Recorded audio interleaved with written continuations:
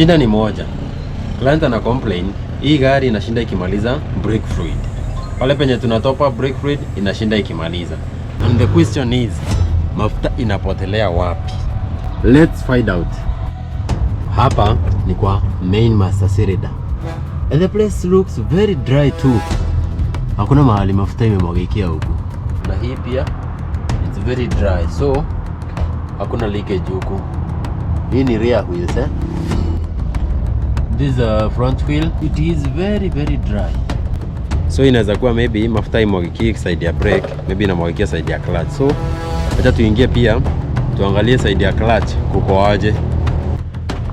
Sasa tushapata ngori kwenye iko. Mafuta yetu inaishia wapi? Pale kwa lazima tu tengeneze hiyo kitu iache kumwaga. So stay with me as we do this repair together.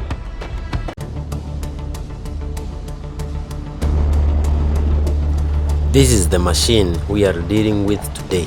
From the outside, everything looks fairly normal, but the owner brought it in because of problems.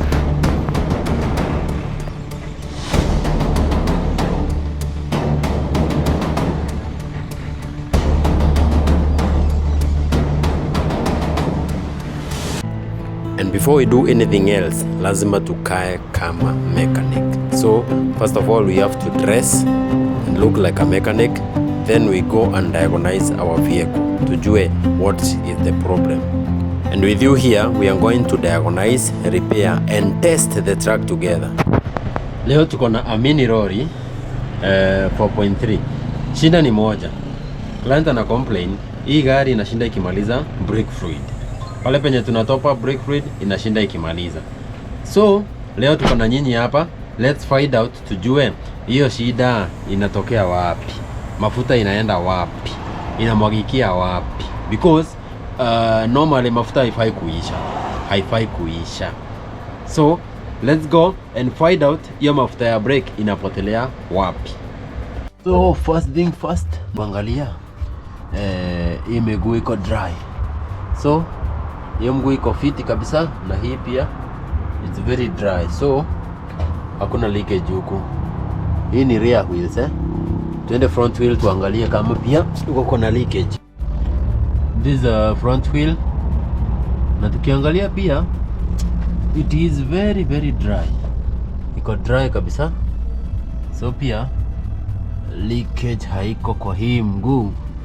Tuende to the other one and come to this other one, it is very dry. So the question remains, and the question is, mafuta inapotelea wapi?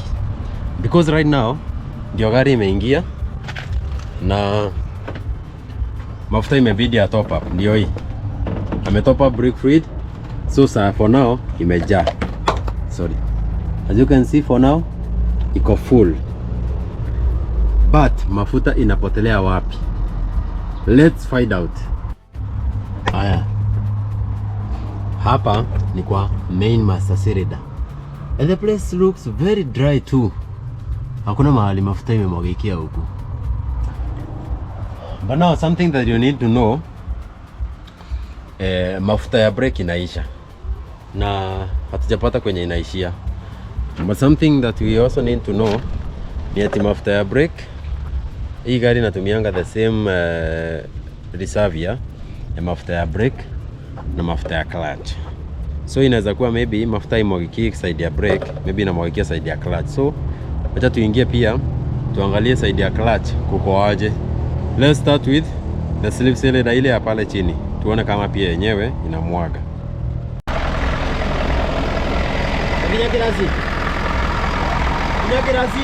And here it is. This is where the problem is. The slip cylinder is leaking like nobody's business. Ndio maana mafuta inaisha kuisha tu haraka. Ona. And now we find our culprit here.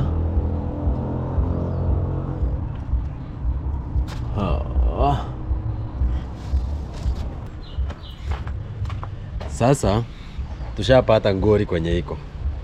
Mafuta yetu inaishia wapi? Pale kwa slip cylinder ile pale chini. So what do we do next? lazima tu tengeneze hiyo kitu iache kumwaga.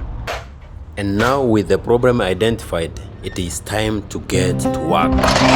So wacha tuchangamkie hiki kitu tukitumia gari kwa sawa kitanda yetu kawaipa juu ya usafi kwa pana pale. So let's get started.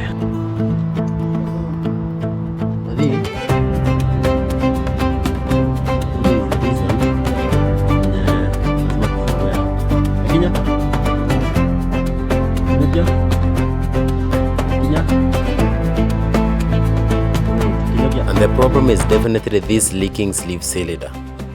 For someone who may not be familiar with this part, the sleeve cylinder uses hydraulic pressure to help operate the clutch.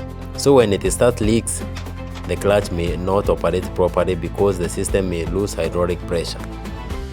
And we now opened it, but we found a lot of rust inside the cylinder. And that rust is not something you want to find out on hydraulic cylinder like this. Rust can damage the seal surface and the seal itself, allowing hydraulic fluid to escape.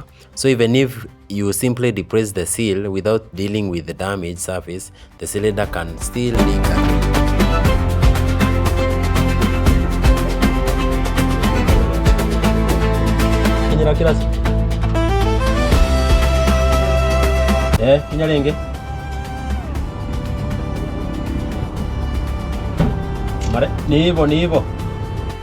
Our goal is 1.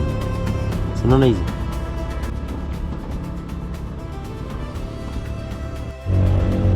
Now hii ndio tumetoa na hii ndio tutaweka. It's very okay right now. This here. Rust rubber kuzuia ingine isikuwe na rust. Na hii ya kuzuia the nipple isifungane.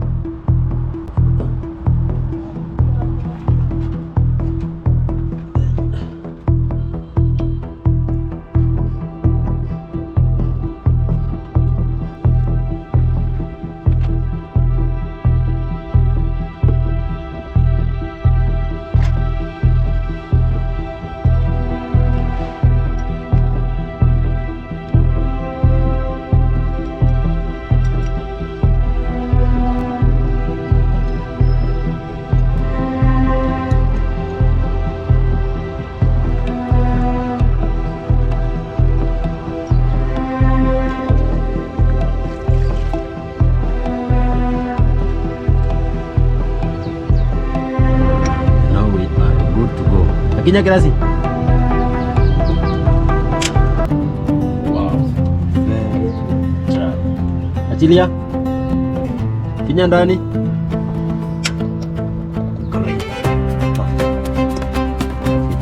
Achilia.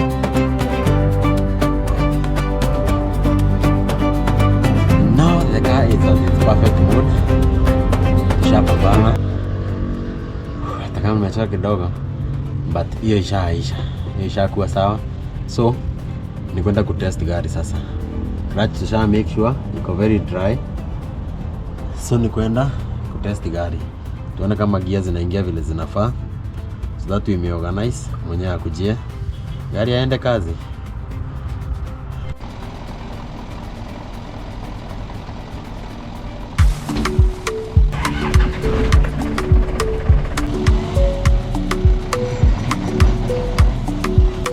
After dealing with the leak, cleaning up the rust and putting everything back together, it was finally time to find out if our work had solved the problem.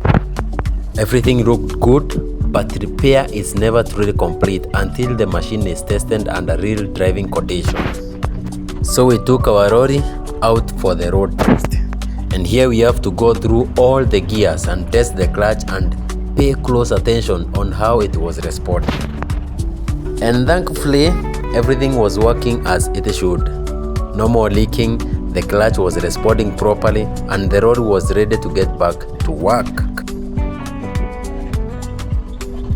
And that is one more machine back on the road. Most of you know me for the adventures, the roads, the waterfalls, the mountain, and the places I go looking for. But when I'm not out exploring, this is where you will find me, in the workshop, getting my hands dirty and keeping machines moving.